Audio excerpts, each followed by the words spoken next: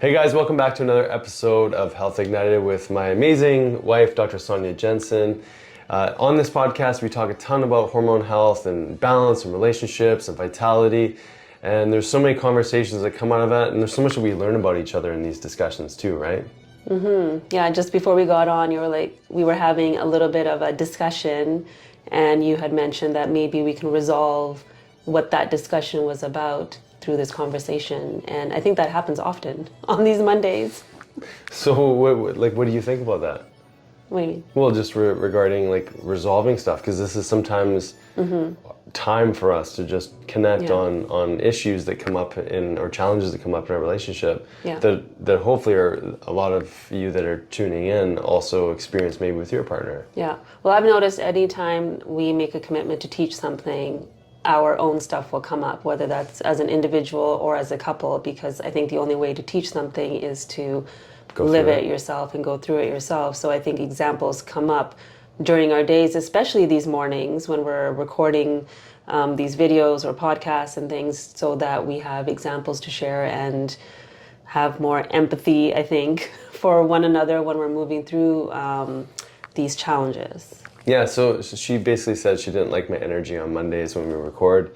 She finds that I'm too buzzy and whatever, to my defense or what have you. I'm just trying to get the appropriate sort of organization so that we can deliver content that makes sense, and because this is a complicated topic. And so she didn't like my vibes this morning and she found it frustrating. And so this is life, right? It's like, it's funny because there's little things in life, especially in relationship, where it can just be irritating for the other person because maybe one person isn't showing up being fully present, and there's an opinion from the other vantage point, and these are all part of the whole hormonal messaging systems that are there. And so, maybe my reaction is to go into defense, like, what are you talking about? I don't see what you see. And hers is like clearly, like, you're acting different than how you could be. Well, it goes back to one of our other podcasts that we did around how women and men's brains work a little bit differently. Yeah. And so what I had mentioned in our conversation today was that maybe you need to future project a little bit more, because we talked about how for the male brain, it's very one track, like you're in one hemisphere at a time, and it's thinking about this moment, this action, taking something to completion right now. Whereas for a female brain, we're looking at all the different elements. So I was already thinking about what summer would look like with the kids being at home back in the spring. And so not making commitments, not making sure that, schedule was a little bit more clear, because it creates more stress in the family when we're trying to navigate work and trying to navigate doing all these things and having the kids at home. Whereas I don't think your mind went there. So my frustration this morning was like, maybe it needs to go there a bit more, and maybe you just need to listen to me. Hopefully that's the message that Hopefully that's the everybody message. gets for all you women and men out there in relationship.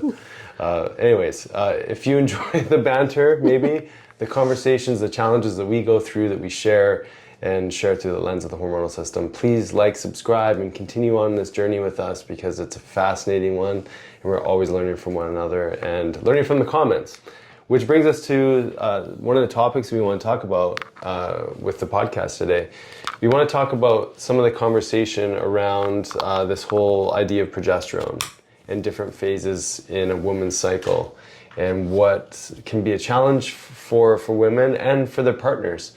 So we did this post, and we talked about this post on the last podcast, but we did this post that talked about the 4 phases of a woman's cycle. This is 2 podcasts ago, I think. And it's gotten a lot of traction. I mean, it's gotten over 500,000 people's eyeballs on it. It's been shared almost like 20,000 times, something like that. So it's getting out to a ton of people. It's because the message is resonating. And there were some comments that came up in the conversation that you hear all the time in clinic, and I hear all the time, that were really related to just the challenge of this phase, of this progesterone depletion phase, or this phase also known as the luteal phase. So I want to read off a couple of the comments and then get some of your feedback on them. And then we're going to talk about one that was a little bit more, controversial, if you want to say. So here's a couple comments. I feel like I'm only sane 1 week a month. It's just cruel that the luteal phase is the longest. I'm sorry. This is one for all the partners out there. I'm so sorry for my man. I genuinely hate this for him, in the sense that like that phase of the cycle, she just feels so less like herself or how she wants to feel, and she's feeling very sorry for her man. Very sweet, and also tragic, right? And then another one here that I picked out. This is me all over, but the problem is when the man is not understanding you. So it creates conflict. So what do you think about some of those comments? Because, I mean, this is a tremendous amount of people that are resonating with the message that we're sharing. Yeah. And so many women are stuck in this reality maybe where they don't feel like they can share how challenging this phase is, how they feel less than themselves.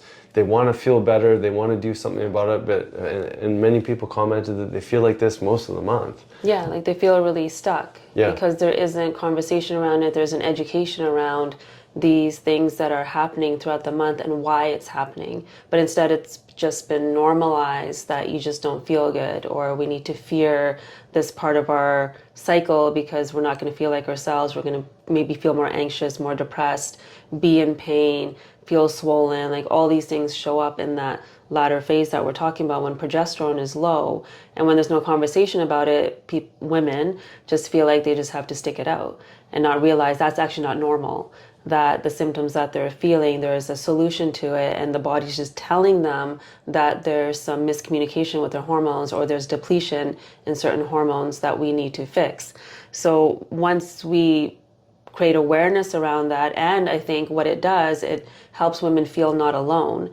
They realize that, okay, I'm not in this by myself. So these comments that like, I only feel good 1 week out of the month, I'm going to assume that's probably the follicular phase when estrogen is high, so the hormones are a little bit higher, so you feel a little bit more vital. And we talked about that in that phases podcast. And as soon as ovulation hits, it feels like that's it. Because now the hormones are declining, and if we don't have enough progesterone, and we mentioned last week how if we're under stress, we're in progesterone depletion all the time. So then it doesn't get to spike in that latter half, and that's where all these symptoms show up. So it's very common, I would say common, not normal, to have these symptoms. And that comment about, the counterpart not understanding, that's what creates a lot of friction, because then it's hard to communicate what's going on in the body, because it's even hard to articulate why it's happening, what's happening, why I'm saying the things I'm saying, or why I don't feel like myself and I don't want to do the things that maybe he wants to do. And it's really hard to articulate all that, because for you, like, you don't have that experience in your body, and your cycles are so different, so it's hard to sometimes connect. But with these conversations, I think if more men are listening and watching what we're talking about, then they can have that understanding of, okay, how can I support my partner so that there's just more ease in communication. Yeah, it kind of blows me away, because as a man, I have no idea about this. And I'm only obviously learning through the patients we work with, but also through you, and you are articulating it so beautifully. But I imagine it must be something that you've looked at your calendar before to see, oh shoot, I'm going to be on my period when we're traveling, and this is really frustrating. Like, these are things like talking about future projecting. We just don't have to do that. We're like, I will just show up on that day, and I'll just be there, and it'll be what it is. Maybe I'll have a crappy sleep, and that might affect my energy for the day, or maybe there'll be questionable food in the airplane, and then I'll probably fast longer, or whatever it is. But I'm not really thinking about how my hormones are going to time with an event that's coming down the road. So imagine, we talked about the stress response with progesterone depletion as a result of all these different things. Imagine just thinking about the period in the following month. Like, these are things that women think about all the time. Yeah, and so that's a stress. Just like future realizing, oh shoot, I'm going to be in the same situation a month from now. My goodness, this is terrible. Yeah, and also realizing when you start to learn about your phases too, like for example, when I have talks, or if I'm going on a podcast, or I need to write my book, or all these things, like realizing, oh gosh, I'm going to be doing that the week before my period. My energy is not going to be high. I'm not going to have the same creativity. Like, that does create some stress. But when we can learn tools to support ourselves throughout that month, so that week doesn't feel so intense, but instead we feel grounded and can access the gift of that week, then I think we can turn things over. Yeah, because as you said before, it seems to be the norm, but it doesn't mean it's normal. Yes. And there's a normalcy to sort of incubating or going more inside in that phase, which would be considered normal, right? Well, that's the desire of the Yeah, body and right. the hormones. Like progesterone wants you to rest. Like progesterone wants you to be more internal so that you can nurture yourself. But what that nurturing looks like can shift so that you still feel nurtured and grounded and not depleting your nervous system and not accessing cortisol more than you need to. So I think just learning how to tweak your daily routines, how you eat, how the supplements you take, all that stuff will support more balance then. Yeah, and we talk a little bit more about that at the end too. Yeah. So that just sort of sets up this next comment, which, like I said, there's one that was a little more maybe controversial, if you would, but it was speaking to, again, this phase of the woman's cycle, so this luteal phase. And so the comment was this: haven't we moved past thinking that women can't be trusted with important decisions when we're PMSing? So that's the question. You wrote something in the dialogue of the post that was like, hey, we don't make big decisions here in the week before period. What was your intention in writing that? Yeah. And then, like, we can't assume that we know where this person is coming from, but maybe tell me your first thoughts. Okay. Yeah. So maybe talk a little bit about big decisions before your period. Yeah. So I say that often. I also have like a quote, like, ladies, we just don't make big decisions a week before our period, because when our nervous system isn't aligned, when we're not feeling grounded, and like in that video when I was feeling irritated just by you chewing and slurping on your straw, everything feels bigger. So anything that you do that may, irritate me a little bit in my follicular phase, on that phase, it's really big. So if there's an argument with your partner, or if there's a decision about your career, or if there's, challenges with your children or any of that, like everything's just a bit more heightened in our brain at that time. So making decisions about who your partner is, in regards to like what your identity is in that time, like, oh, he's just somebody that doesn't do anything for me, or that, like, these things show up in our minds because we're not feeling balanced, or I'm so overwhelmed, I can't handle this work, I can't handle my kids like this, or any of that is showing up because the body and mind are in overwhelm. So making, decisions to end relationships, or making decisions to cut your hair a certain way, or, just shift things, it's harder to do in that time. So the intention was to like pause during that week before making any decisions that will shift, like I think a woman wrote back to that comment, it's more like, maybe don't cut your bangs that week. Wait a week to decide if you're going to cut your bangs. And it's not about having access to nuclear codes, because I think where she's coming from is that many women are denied certain positions in their career, or the term like women are just emotional, so can't be in certain career settings or whatever it is, and so that is what I think she is saying, that we've moved past that women can be in these opportunities or in these positions and actually make amazing decisions, because like we talked about in the beginning, we can access the future in a certain way. Our minds can be in different places at once. So that's why a lot of CEOs, like women CEOs, do so well, because they're able to access that, and because of our hormones we're able to do well. So I see where she's coming from. So my comment around don't make big decisions around that was really more of like creating awareness that we do need to pause before we make decisions about who we are or who somebody else is. Yeah, because it's easy to just get into a reaction phase, right? Yeah. And that could be just very likely progesterone's low. Yeah. We're converting into cortisol. We're in that fight or flight state. We're in that stress response. We're probably going to make decisions in that phase or women will probably make decisions in that phase that are more reactive typically if they haven't given themselves space to pause. Yeah, even with food. Like before sure. that, the decisions we make around food might be more nourishing, whereas there, because we're feeling overwhelmed, we're feeling bloated, we're not feeling like ourselves, you might access, those unhealthy carbs more often. Yeah. Yeah.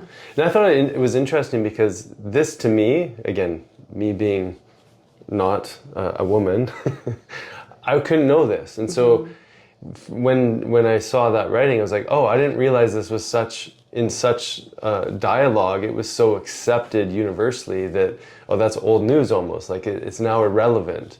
But I think it's so relevant because of the amount of people that were responding of how crappy they feel, and they feel less than, and they don't feel as connected to that, space of that parasympathetic state, that deep relaxation of like being able to truly listen to their body in that phase. So that's what I was hoping that this person was going to elaborate on. Like, where are you actually coming from? Like, what do you actually mean by that? And are we? Did the post come across as belittling women? Women can't make decisions. You can't trust them. Like, that really wasn't the intention of the post at all. And so if that particular individual, if anyone saw that and felt it that way, obviously that's not where we're coming from. And it was really just coming from that space of knowing that because the hormones are different, you may show up differently. You may require a little bit more time to just really reflect and be more internal. Yeah, like our days, our lives aren't set around our cycle, unfortunately. Yeah. And so it is harder to navigate things, but the more we understand them, then we can make little decisions that help support us. Yeah. And I think for men, I mean, if you're in a relationship, you should know this about you should want to know, you should try to get to know, because I think a lot of times there can be such unfortunate miscommunication that leads to really stupid fights, really. Well, I often say to you, this isn't about you. Yeah. Right? Because I think it's like your favorite line. This isn't about you. Like, because yeah, I think that's what happens right away. It's like you Yeah. see a reaction from your partner. So maybe she's like feeling, again, just really bloated in that moment, not feeling, pretty and sexy and just any of that, just not feeling good in her body. And she looks over and I see you looking at me a certain way. I get self-conscious. And I'm talking about myself now. I keep saying she. So like I feel self-conscious. So maybe I may react to it. It's got nothing to do with you. Yeah. It's just how I'm feeling in myself in that moment. Yeah, it's not like this friend that you know that reacts. This friend I know reacts a certain way. Oh yeah, This no, is it's really me. about you. Yeah. Yeah, exactly. And so it's not about you, right? We talked a little bit about this on one of the other podcasts about don't bite the bait, as men, and me seeing you in a state where you're challenged, I want to help. I want, like, how can I help you? Like, what do you need from me right now? And maybe as a man, we might go like, look, like your behavior is really challenging me right now. I don't want to feel this way. I'm feeling uncomfortable inside my body. How do we shift you so that I feel better? And I think that's part of what you see.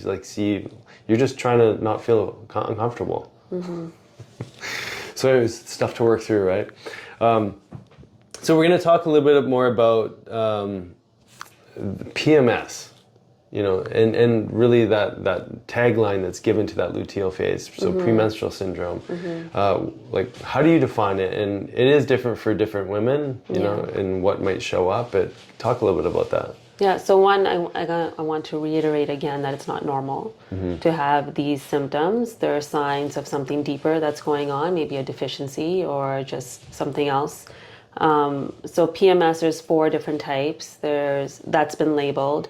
PMS A is more anxiety prone, PMS D more depression prone, PMS C when women have cravings, and then H is where there's water retention, so that bloating that I was commenting on. So often what's happening is after ovulation, as the hormones are declining, like your estrogen's declining, progesterone's still pretty low, and then the week before, your progesterone's supposed to rise. But when that doesn't happen, it's not going up because of the various reasons we talked about last week, then these symptoms start to show up, whether that's breast tenderness, the mood swings. Some women stay sad and move from like sad to anxiety, or irritability, frustration, even rage and anger can show up. So there's a lot of changes in the mood. And then there's also changes in our behavior in regards to like cravings and food intake. Often women are craving unhealthy carbs because it's bringing some level of comfort. So that's happening. So for some women, their sleep cycle also shifts. There's more insomnia right before the period too, like about a week before. There's also challenges in the immune system. Some women will feel that their immune system is lower, so they're catching colds a bit faster during that time. Some women have migraines a week before, migraines, headaches, aches and pains, just more tendency towards being clumsy. I did a post on this a little while ago. It's like just not catching things like you would before, or like you're losing your grip. Like there's all these like little things that show up that maybe weren't there 2 weeks before just because the hormones have changed now. Yeah. And so is that something that gets worse over time? Is it different at different phases in your life? Yeah, I think it depends on lifestyle, what your hormones are doing. So like in your 20s, I think things get masked just a little bit more. Like one, your focus really isn't on the body. It's more external. So you're not really focusing on your hormones. A lot of women are on birth control often in their 20s. And it's usually when women come off their birth control, are ready to maybe get pregnant and really tuning into their bodies about their hormones, that they start to realize, oh, I do feel different during that time. Or if it's like really, really bad and then it turns into PMDD, which is premenstrual dysphoric disorder, that's where all of those symptoms are just more extreme and it's stopping you in your tracks where like you can't go to work or school or do life. That's usually when there's more investigation that happens. So some women aren't really aware that it's happening before until it's like really, really big. Some women will vomit and get really sick and like nauseous. So when these things are happening, often women are going to their doctors and saying like, this is happening to me every month, like something feels wrong, but the only solution they're given is the birth control pill. Or pain medication. Or pain medication. So, or an antidepressant, so this is where the challenge is when there isn't an understanding around that hormone progesterone and how it's changing, that there are different solutions to it. Yeah, that's wild. I mean, just to think that, it takes maybe decades to really start to appreciate this. It's maybe subtle at first and then it's masked by birth control. And it's really highlighted in perimenopause. Like you can't ignore it anymore. You could ignore it up to probably 40. I would say 35 is really when it starts to get highlighted. But after that, you can't ignore the different things that are happening. And yet you can't ignore it. And yet it's still being maybe distracted with an antidepressant, pain medication, birth control, all the other things. For sure, yeah. And so that's just, you're just being managed as opposed to, as we say, like going upstream to figure out how to rebalance things. Why is this happening? Right. Or looking even just a little bit deeper. Like often women will show up and I'll ask questions like, well, did you get any imaging done? Was there any differential diagnosis around cysts or fibroids or even endometriosis? Like endometriosis, women feel a lot of pain and they will often say no. Not all of them, but often they'll say no, they just told me to take pain medication or birth control. Yeah, and there's different degrees of this. Like you're talking about some more extreme examples. I mean, I have patients too that literally preemptively go to the ER to get a pain injection because they know how brutal it's going to be, or that's been the case. And then they have to, again, speaking of future projecting, knowing that it might be so severe that you have to go and get an injection at the hospital to deal with the pain so you can actually sleep at night. Like these are huge. And so this isn't all women, but it happens to enough. Yeah. And like you said, it can be subtle because maybe we're disconnected or there's being masked by medications, et cetera. But eventually your body will speak loud enough that you have to do something about it, right? Any patient stories that you want to share? I mean, that was sort of a quick one I just shared about someone having to go and get pain injection, but... Yeah, I'll share one. She's in her 20s, a student, and came to me mainly, like she just said, I have PMS. Like she was very aware that every month her outlook around her boyfriend, around herself, around life, like she was feeling just really anxious, too depressed, like these ups and downs with mood swings. And I am starting to notice, because there is more information around like tracking cycles and different apps, so a lot of young women are starting to tune in when they're not on birth control that something is off. So she came to me just, wanting some simple solutions. And when it comes to lifestyle, and again, depending on which decade you're in, it can be hard to shift things. So as a student, you're staying up late, you're not eating well, you're living on campus, like there's all these different elements, you're partying on the weekends, all these things. So it's hard to kind of start from that lifestyle perspective in a big way, because it's going to challenge then and create more overwhelm. Right. So what we did was we just created some like simple things, some simple changes, just started giving her magnesium, started working on like breathing exercises, started adding some healthy foods like fibers and things to help support her digestion, just like really simple behaviors. And then the next month was just a little bit easier. And then the following month was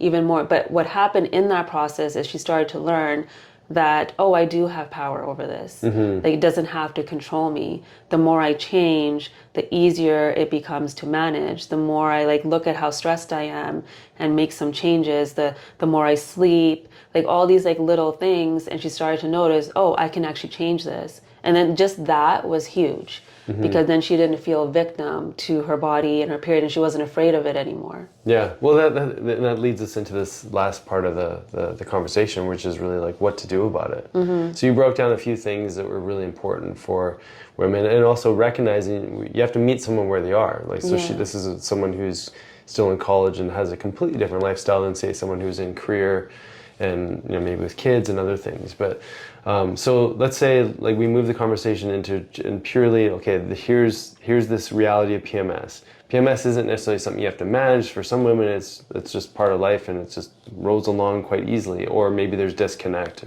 But essentially, let's say someone is really struggling. They're feeling, you know, all these things that are going on in the body, maybe from migraines to bloating to fatigue to irritability or depression to cravings to whatever. Like, how do you start with all that? Yeah. So first, I get women to track all of that. Like, just start noticing, like, when is it showing up? Because when we can know that, we know which hormone is probably getting manipulated. And testing, like, we'll always test them to see like where their progesterone's at, where their estrogen is at. And so why is testing so important? So then you understand, is it actually low progesterone? Yeah. So we assume right away it's low progesterone, but sometimes progesterone's totally fine. It's actually estrogen that's low. Right. So there's different things at play here. Maybe it's their cortisol is so high and that's what's depleting it. So if I can see it's because of the cortisol, then we know what we have to manage is their nervous system and support them there more so than the other of just giving somebody progesterone. Yeah. So if we test, we can see if it's low progesterone, then maybe, you know, just for symptomatic relief, we do some bioidentical progesterone, or we use herbs like chaste to help increase that LH and that progesterone levels. We increase the B6, increase the zinc. Like, we know what elements will support progesterone, like raising progesterone, but then if we're not managing the cortisol at the same time, none of this really matters. Yeah. Because all getting converted into that cortisol anyways. Yeah. So the testing helps us there. And then I encourage them to go get imaging done too, to rule things out. Because if there's pain on ovulation, for example, and then that pain is like getting even worse as they're reaching their phase 4, like their period, then I want to see, are there cysts there? Are there fibroids? Are there polyps? Like, is there endometriosis? If the pain is lasting for that long, maybe there's some endometrial tissue around the gut, because often gut issues are also involved. Yeah, well, I mean, what you just laid out was so important, because I think a lot of people just go like, well, what's the strategy? Like, what's a treatment? Yeah. And you're bringing it back to, you got to know yourself. Like, know thyself. That's the best form of self-care. That's your quote, right? So you're tracking, you're getting all this information, you're getting this data, maybe you extrapolate over 1 month, 2 months, 3 months, maybe even just thinking about what things have been like back in time, and then you're actually getting some specific individualized assessment for your unique hormonal system. And you're talking about a urine test. Yeah, the Dutch test, right? yeah, specifically. And then what we haven't talked really about yet is that PMS is also connected to the digestive system. So women will notice that their bowels will start to change leading up to their periods. Like, some women have diarrhea leading up to it, or just loose stools, or just cramping in their digestion. So we've noticed that if your digestion is healthy throughout the month, it's often easier to transition into your period too, and the cramping is less. So then we're working on digestion as well. If we know through the testing your estrogen's really high, like you're actually in estrogen dominance, we know you need to take things like DIM or I3C or calcium D-glucarate to help support detoxification. If we know it's the digestive system that's off, there's certain probiotics that will help your estrobolome, which are the little bacteria in your gut that support detoxification of those estrogens. So there's so many different angles that we can come from when we're supporting, you know, something as simple in quotation marks as PMS, but we have to know you in order to understand what you need, what your body needs. Yeah, and so, I mean, something you share with me too is that if you know that over the last few weeks you've been having a little bit more dairy or a little bit more grains or even more animal products in general, you've correlated that sometimes, like, there's a sweet spot, it seems to be, where you can have a little bit, but you know that when you go beyond a threshold, things can feel a little more challenging once you get into it. Yeah, I can predict it. I'm like, this is not going to be a good one. Here it comes. Your son, Soren, is like getting you to eat with him and indulge in the foods that he loves. And my body doesn't like red meat. Right, yeah. So, I mean, that's super important. So we started off with assessment, getting very specific on what's uniquely shown up for you. We talked about the Dutch test or the urine test as a measurement because it's great. You can look at cortisol fluctuations, like it's called your diurnal variation, your fluctuations on cortisol rises or falls throughout the day, all the way down to how all our hormones are metabolized through gut health and detox and whatnot. Yeah, and the other thing that I talk to a lot of my patients about, if there's a reoccurring theme that's coming up in regards to their mood or thoughts that are showing up in that last half, like that luteal phase, if there's a pattern to it, it's your body's way of telling you there's something that you're still stuck in. Like, what is it that you haven't healed yet that's coming up every month? So the more we look at our cycle as an opportunity to heal, the more we realize, okay, all of these like symptoms are really our body's way to first whisper and then maybe start yelling at us that there's something that we haven't healed yet. Maybe it's a relationship, maybe it's a belief that we have about ourselves, or maybe it's like old trauma that's still sitting there. So if we can also be curious about that and understand, okay, there's this one thing that I'm always getting irritated about. Maybe it's with our partner. There's one thing that he does that really irritates me, but I'm not actually speaking to it during those other times. Maybe it can stir up some conversation between couples too. Yeah. Is there something you want to tell me? I think I told you this morning that Monday madness, I don't like it. Yeah. Awesome. Yeah. Okay, so now anything specific you want to get into a diet variation or anything like that? I mean, we kind of talked about, how it's uniquely showing up for you, but any sort of general support tools nutritionally that you like to speak to? Yeah, so one of the biggest deficiencies we see with pain, cramping, PMS is magnesium. So upping your magnesium levels is important from a nutritional standpoint. And then looking at, okay, what's going to deplete my magnesium? And looking at your food sensitivities. One of the general rules I have seen is dairy. Dairy is a big one. And if you're eating foods that are not organic, because those foods will have hormones in them, injected in them. So that is going to influence your PMS. Yeah, totally. Okay. That's it. I was waiting to see if there's anything else coming. No, that's it, I think. Yeah. I mean, there's so much to say on these subjects, of course.